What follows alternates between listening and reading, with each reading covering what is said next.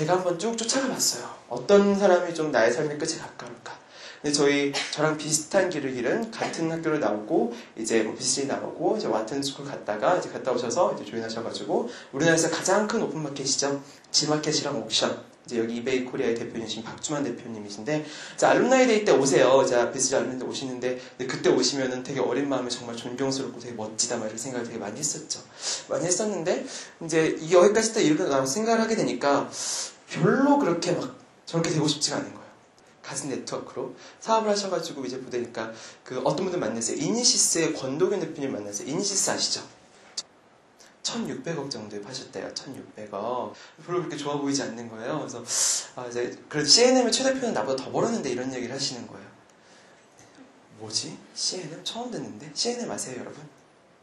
아시는 분들은 아시나? 강호동이 선전하는 서울 지역, 경인 지역 케이블 방송 전재종가라는 회사예요. CNM. CNM의 최 대표님은 CNM을 또 팔고 나오셨거든요. 얼마였을까요? 1조 2천억.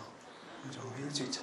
사실 뭐 그냥 혼자 다 가신 건 아니겠지만 1조 2천억이면 그냥 통장에 넣어놔도 1년에 1,000억씩 나오는, 그죠? 하루에 1억씩 써도 죽을 때까지 다 못 쓰는 약간 이런 돈인데, 이런 걸 보면서 여기까지 했는데, 그런 분들 보고 나니까 그런 분들을 봐도 약간 밥에 금가루를 뿌려 먹지 않는 한 이분들도 결국에는 약간 그 통장에 적힌 숫자일 뿐일 것 같다는 생각이 들었어요. 별로 그렇게 큰 의미가 없는 사회적인 가치에 대해서 다 근원적인 물음을 던지게 된 거죠. 이 답이 무엇일까?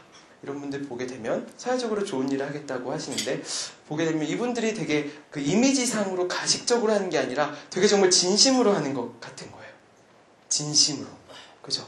어느 정도 위치에 오르고 어느 성공을 하게 되면 다 저런 식으로 사회하는 니즈가 있구나. 그리고 저런 걸 하려고 하는구나. 세상을 변화시키는 일을.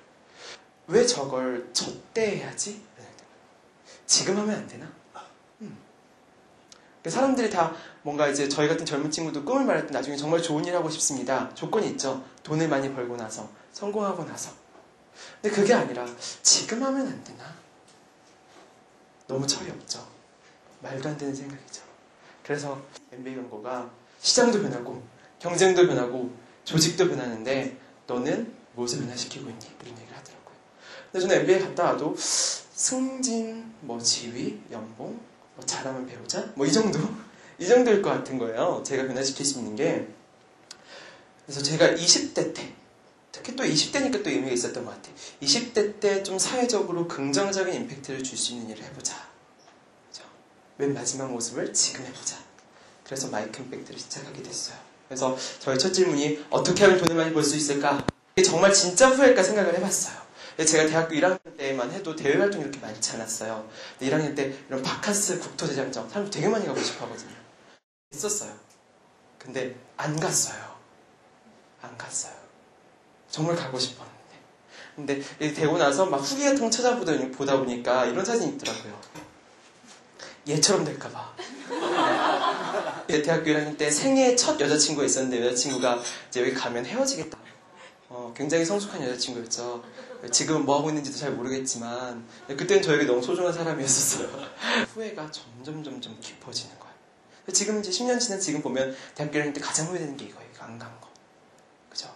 세상에 단 한 번 있는 기회였는데. 그죠? 근데 그게 이런 거 같은 거예요. 빨간색 선이 하지 않은 일로 파란색 선이 한 일인데 시간이 지나면서 하지 않은 일에 대한 후회가 점점 커지는 거예요. 근데 제가 만약 그때 했어요.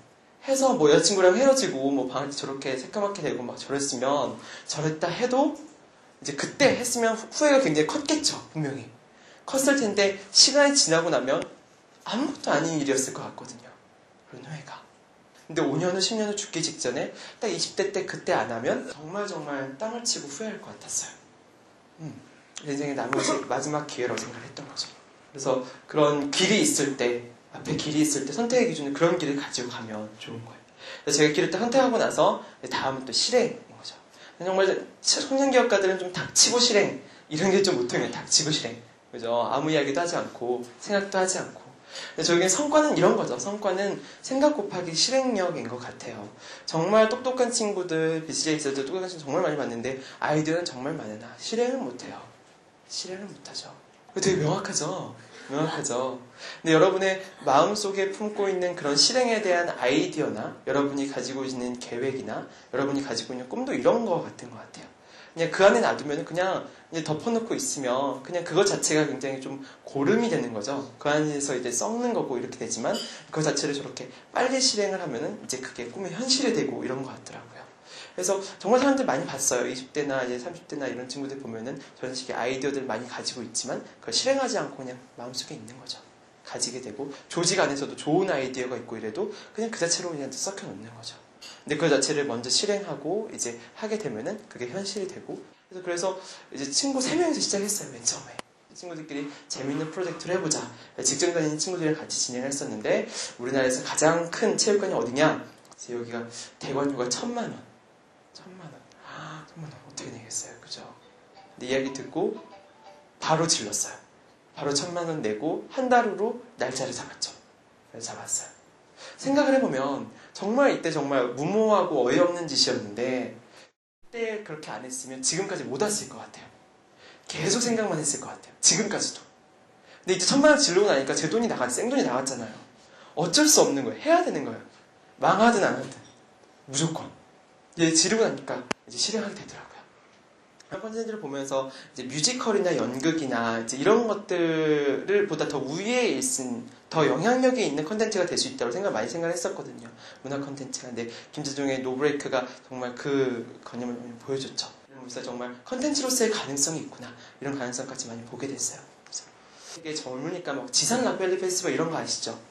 그린민트 페스티벌 이런 것들이 있는데 이런 것들 되게 좋아했었어요. 야외에서 하고 이런 것들 되게 좋아했었는데 이런 페스티벌 이런 걸 한번 같이 결합시키면 어떨까? 청춘 페스티벌. 되게 분위기 자체에서 굉장히 새롭게 느끼더라고요.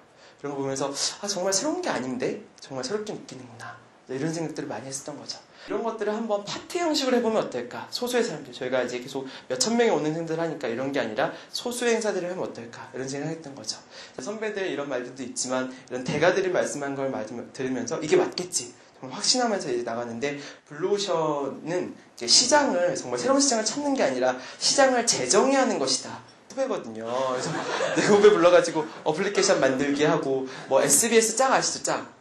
짝이 나와서 막 떨어졌는데 불러가지고 연애 고수되기 이런 거 이제 강연 만들고 막 이랬거든요. 뭐 데이트판에 나왔던 사람들 데리고 여행하기 막 이런 식의 프로그램들 만드는 게 신선하다, 재미있다 이렇게 반응하더라고요. 근데 사실 이런 콘텐츠가 없었던 건 아니거든요. 다 있었던 건데 이거를 좀 그냥 재정의를 한 거죠. 재정의를 한 거고 사실 이런 식의 약간 교육시장 이런 건 없었는데 이제 그런 틈을 좀 찾아냈던 거죠. 근데 이게 없던 게 아니고 없던 콘텐츠가 아닌데 시장 자체를 그냥 재정의를 했던 거예요. 근데 저희가 가지고 있던 기본적인 생각이 뭐였냐면 이제 지식의 유통 채널을 보면 맨 위에는 학교 강의 이런 게 있고 그죠? 그 중간쯤에는 책 이런 게 있는 거예요. 그리고 그 밑에는 인터넷이나 블로그 이런 식의 지식 유통 채널이 있는 거예요. 근데 제가 생각할 때는 책과 그 인터넷 블로그 사이에 이런 강연이라는 지식 유통 채널이 분명히 있다고 생각을 했었거든요. 근데 제가 생각할 때는 책을 듣는 거, 책을 보는 것도 굉장히 좋지만 그 임팩트가 약한 거예요. 이제 시장의 시간 투자 대비 별로 많지가 않은 경우가 많아요. 근데 강연 같은 경우 이렇게 직접 만났을 때는 이제 듣는 시간은 짧고 양은 작을지라도 남는 게 더 많을 수가 있거든요. 남는 양으로 봤을 때 훨씬 더 임팩트가 있을 수 있다고 생각을 했어요. 근데 이게 좀 산업화되고 하나로 잘 다뤄지지 않아서 그렇지 이게 이제 산업화가 될 수 있으면 정말 강력한 지식의 유통 채널이 될 수 있겠구나 생각을 하게 됐어요. 사람들이 강연을 듣고 싶어하는 사람도 많아지고 또 이제 강연을 하고 싶어하는 사람도 되게 많아지더라고요. 마이크 앤베드 스쿨도 약간 그런 경우였었던 거고 이런 게 많아지면서 이게 하나의 산업화가 될 수 있겠구나. 하나의 유통 채널이 될 수 있겠구나.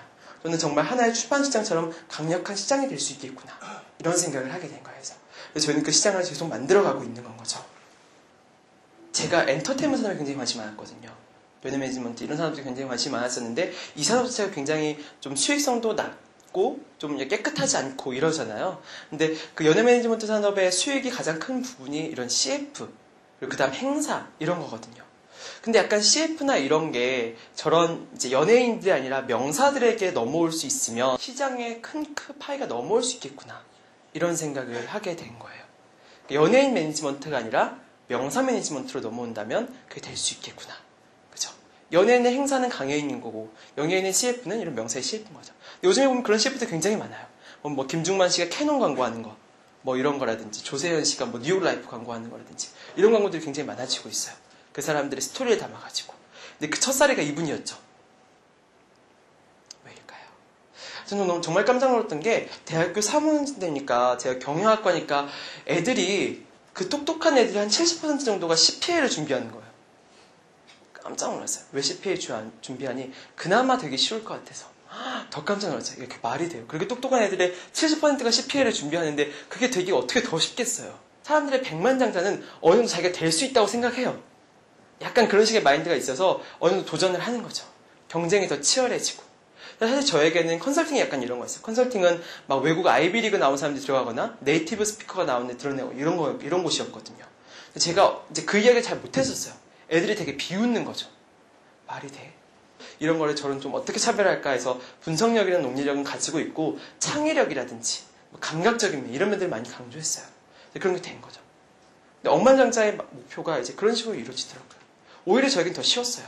근데 저는 백만장자 목표 CPA를 했으면 폐인이 됐을 거예요 아마.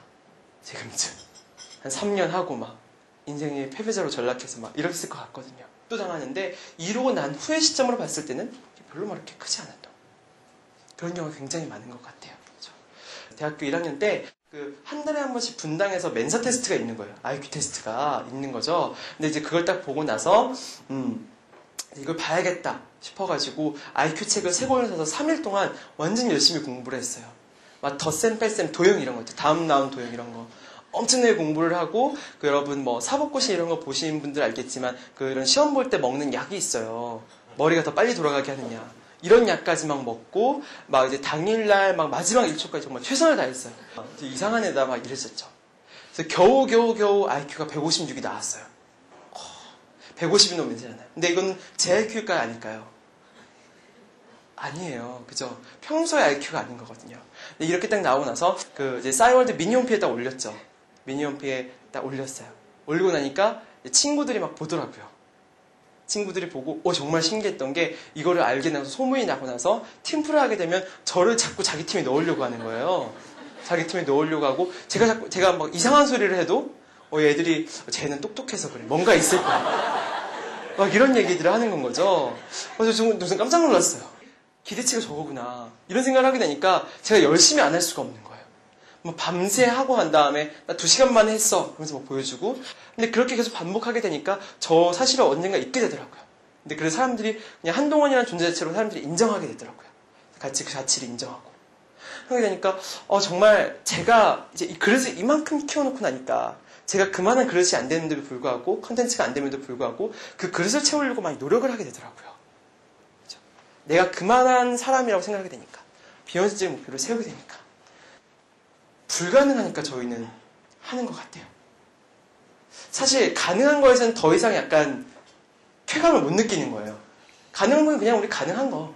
청년기업가로서 그냥 가능한 부분인데 불가능하니까 오히려 더 해보자. 더 가슴 뛰고 더 한번 해보자. 이런 생각들이 많이 들더라고요. 불가능한 꿈을 꾸는 리얼리스트가 되는 거. 그게 청년기업 정신의 또 핵심인 것 같습니다. 말한 대로 이제 코이라는 물고기 아시죠? 이런 게 있으면 10cm, 20cm밖에 안 크지만 강가에 방류를 하면 1m, 2m까지 크게 되는. 자기가 세운 목표의 크기가 자기가 세운 꿈의 크기가 결국엔 그 사람의 크기가 되는 것 같아요.